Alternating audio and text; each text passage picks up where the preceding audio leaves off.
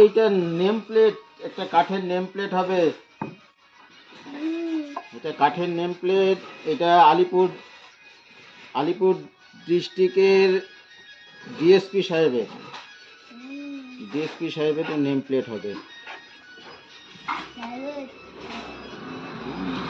Name প্লেটটা বুঝলাম, কিন্তু এটার মধ্যে কি হবে?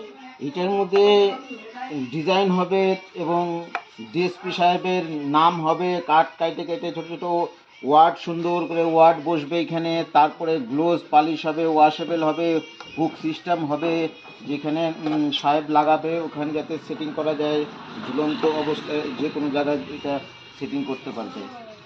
Name plate. গাইস, কারা কারা এখানে এসে আমার বাবার হাতে এত সুন্দর হাতের কাছে সুন্দর জিনিস দেখতে চাও, তাড়াতাড়ি এসে বলো, লাইক করো।